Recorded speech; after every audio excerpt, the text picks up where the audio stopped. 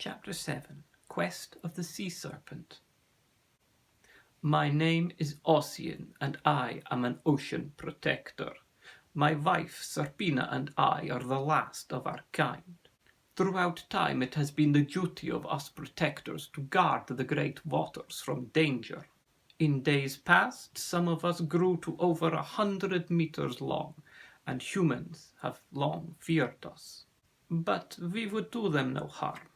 Unless, of course, they were bringing death or pollution to our seas. Often we have saved the lives of sailors without them knowing by holding up ships that would otherwise have sunk in great storms. And what do we get in return? Ossian hung his head in sadness. The humans cast more and more of their poisons into our waters, and soon all of the protectors died. Now only Serpina and I are left of our once great race, and we simply cannot cope any more. If we manage to warn a school of whales that a hunting ship is on its way, then we are not in time to save the coastal creatures from oil that spills from wrecked tankers. The oceans are dying, and there is nothing that we can do about it.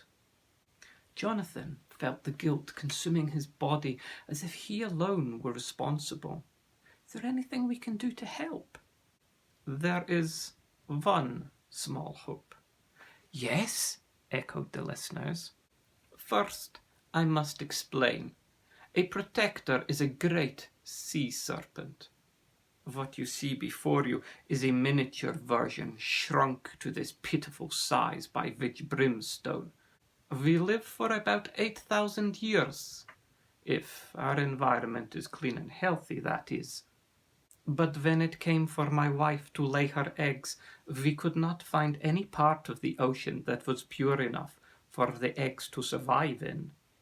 So Serpina returned to her own birthplace and buried the eggs there for safekeeping until we could find a safe place to live.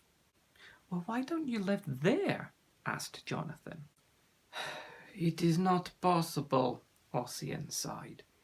You see, it takes about 200 years for a serpent egg to hatch. Over the years, my wife returned to the birthing place to check on them. From the ocean, she must swim through a long, water-filled tunnel that eventually opens out into a vast, bottomless lake in the heart of human country. Despite its great size, the lake is sadly not large enough to support or hide an entire family of sea serpents, especially as there are 50 eggs hidden beneath the sand there. However, our biggest threat is the humans, as they search daily for us. Over the centuries, many serpents have been seen, despite taking great care to remain undetected. But as time goes by, humans develop even more sophisticated equipment, and our time is running short. I must get my family to safe waters before the humans hunt us down and we are lost to the seas forever. So you must be Nessie! Jonathan slapped his thigh excitedly. There really is a Loch Ness monster! How wonderful! Maybe wonderful for you, but not for us, Ossian continued.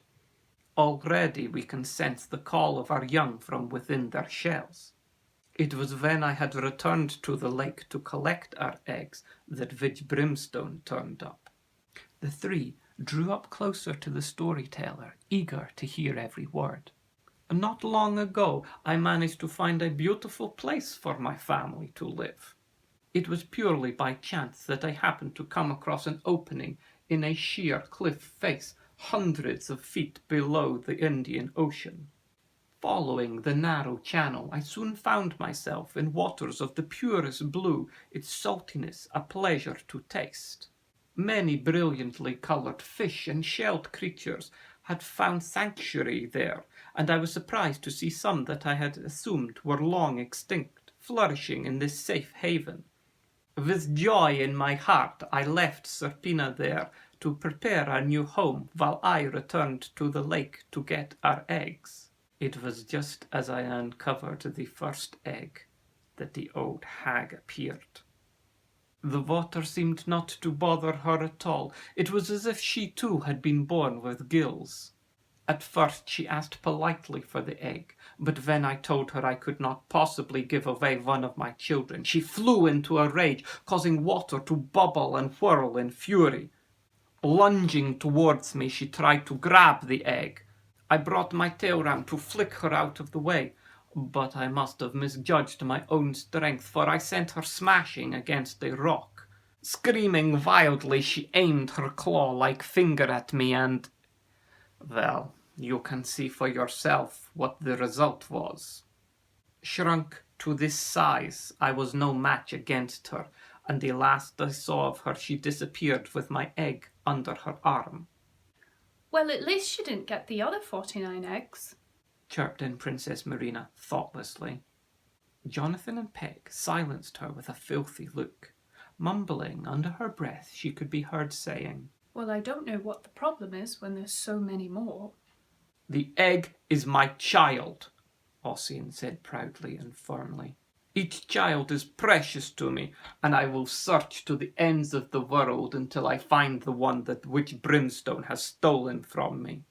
I am only glad she did not know about the others. At least they are safe from her."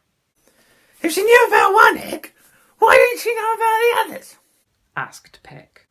The fairy cloth can only show what is visible to the eye, so if only one egg was uncovered, then that is all that she would have been shown, said the princess, quickly trying to make up for her shameful comment. "But I thought you said that the fairy cloth shows you what your heart desires. Why would she desire a serpent egg, and then why would she want to steal one? Huh?"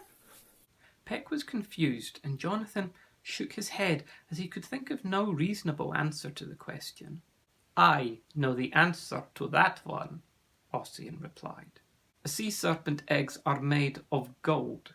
It is of no use to us other than to protect our young while they incubate for so many years." "Gold?" repeated Princess Marina. "No wonder Witch Brimstone stole it. If she knew about the others, she'd be back for the rest." Concealed in the branches, the green bird chuckled to itself. "The old hag will thank me for this bit of news, that's for sure. Maybe now she'll treat me with a little bit more respect." "I think you'd better come along with us," said Jonathan. "The more the merrier. And don't bother with the monster outfit. I like you just the way you are." "I don't think my wife would agree with you, but one problem at a time." So Jonathan, Peck, Princess Marina, and now Ossian, the tiny sea serpent, set out on the path to Nightmare Mountain, not knowing what adventures would meet them along the way. The green bird could not have got it more wrong. Witch Brimstone neither thanked her for the information nor treated her with any more respect. In fact, flying into another one of her blind rages, she threw the contents of a boiling cauldron onto the poor bird, badly scalding its wings and making her squawk in pain. "I am not amused at all," spat the witch venomously. "I have been too lenient with this little band of pathetic soldiers. Now they will see the kinds of powers I have at my fingertips." She cackled madly as she hung the empty cauldron on an iron hook suspended over a roaring fire. Into it she placed all kinds of vile and disgusting things. A chameleon's tongue, the scrapings from the bottom of the bin, the fur of a Veluvian flib. The stench, rising from the deadly brew, was nauseating to say the least. Yellow vapour, like sulphurous gas, rose from the pot and hung heavily in the air, causing Snot to cower behind the ornately carved desk. Laughing hysterically, the witch threw open the door and searched outside for something amongst the arid rocks. At last she found what she was looking for. Casting aside the leaf, she held in her hands the round, fluffy seed heads that young children call dandelion clocks. Practically skipping with joy, she danced back to the cauldron and dipped each delicate orb into the stinking mass. "Now, my little beauties, do your worst."